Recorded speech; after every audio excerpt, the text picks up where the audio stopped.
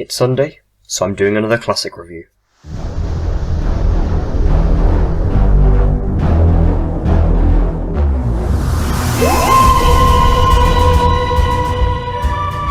Hello everyone, I am Charlie from Dr. Wen, and welcome to another daily Doctor Who YouTube video.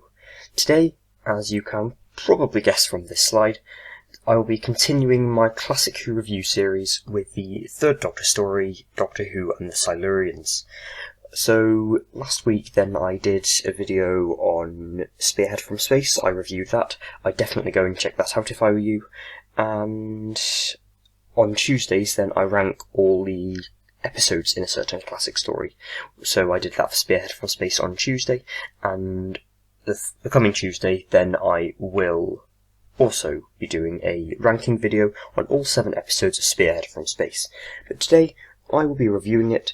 This is the second story of Season 7 of Classic Who, and making it the second story of the third Doctor's era, which I generally have a really high opinion of the era, and this story specifically, I actually really like this story, and it's my second favourite of Season 7. I think it's very good, but it doesn't quite reach the heights Inferno does. But it definitely lives up to its predecessor, Spearhead from Space, and in my opinion is better than it. It's actually called Doctor Who and the Silurians because of a paperwork error. Instead of it being called the Silurians, which is its original production title, then because of paperwork error in the introduction, then it accidentally said Doctor Who and the Silurians, which it wasn't really meant to happen.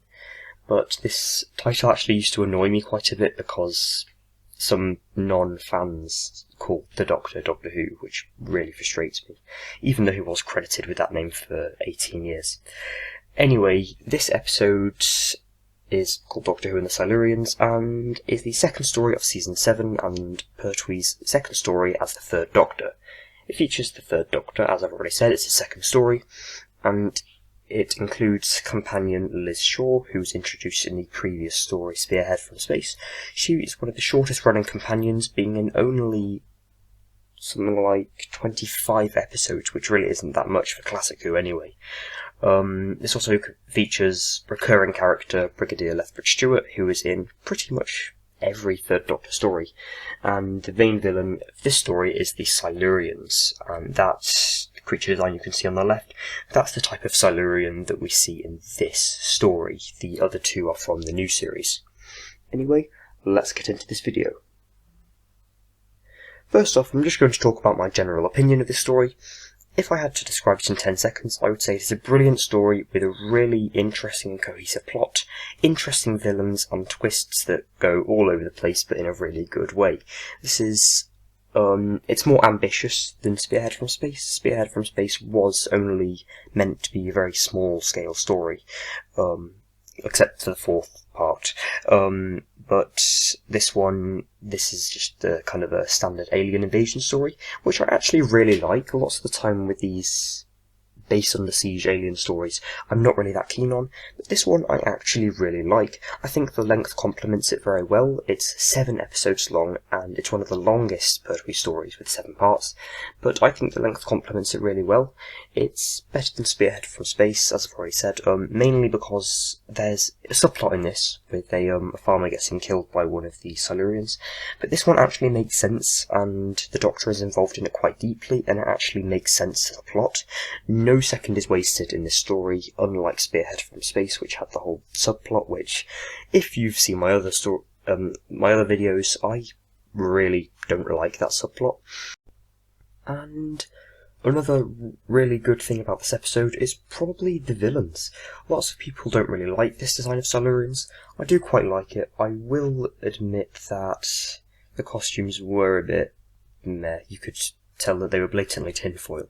But I really like the concept of these reptilian beings who used to have their own civilizations on Earth being forced underground and trying to reclaim Earth. I thought it's a really good concept, and the recurring villain in the show, they appear quite a lot more in Classic Who and in New Who as well, and even have their own kind of other branch of species called the Sea Devils, which is a Series 9 story, I think. Overall, this is a really, really good story, and as you can see from this picture, it shows how mean UNIT can be, because obviously the Silurians didn't cause any harm after they started to go into hibernation, but they decided to blow up anyway, and I quite liked it because it showed how the Doctor doesn't always like UNIT, and it kind of set the stage for future UNIT encounters where the Doctor is trying to tell them, no, don't interfere, or something like that. Okay, next part of this video, I will talk about the villains themselves, the Silurians. First of all, the costumes were pretty meh. You could tell that most of them were tinfoil, and I don't know, I'm pretty sure that they just kind of were thrown together in the last couple of minutes. Silurian, the creature design themselves are really good. I do quite like the third eye and the whole reptilian, kind of almost amphibious sort of design that they have. I thought it was really good, actually. The dinosaur puppets were a bit weird as well, just like in the Series 11 episode Invasion of the Dinosaurs, but they still hold up, sort of. No, they really don't. I do quite like the third eye, how they can like, sort of shoot beams out of it that kill people. I thought that they were quite good villains. They did have some very good cliffhangers where they attacked people. I'm pretty sure one of them they kidnapped the third Doctor. Another one, I think it was in between episodes 4 and 5, then there's really cheesy line where it's we will destroy you, in this really low-pitched voice, and it sounded quite funny. And there's another interesting thing you might not have noticed about this episode. If you've watched New Who, specifically the Series 5 episode, The Hungry Earth and Cold Blood, then you might have noticed that it's set in 2020. Originally, when I first watched this episode, when I found out it was in 1970, then I thought, hang on a minute, if those Silurians were set for hibernation in 1970 for 50 years, that might be those Silurians who then emerged from the ground. But I realised it wasn't, because they made reference to the others dying afterwards, and it was set in a completely different part of the country, so there we go. So yes, I do really like the Silurians, and I wish they could return, actually. They've not been in New Who, with the exception of Madame Vastra, since Series 5. They've only been a proper villain once. Lastly, I'm going to talk about the last few episodes of this story, because I really like them. I actually like them significantly more than the first 4 or 5 parts of this story. I think the ending is what makes it better than Spearhead from Space for me. It kind of pushes it above Spearhead from Space and the Ambassadors of Death. I wasn't that keen on the start, but it just gets better and better until this brilliant ending. In episode 6 out of 7, a deadly disease is actually developed by the Silurians and is released into the world, which kills quite a few people, actually, and you get the staff in the science place who are trying to hide their symptoms of this disease because they wanted to carry on working to try and, carry on working in the research centre.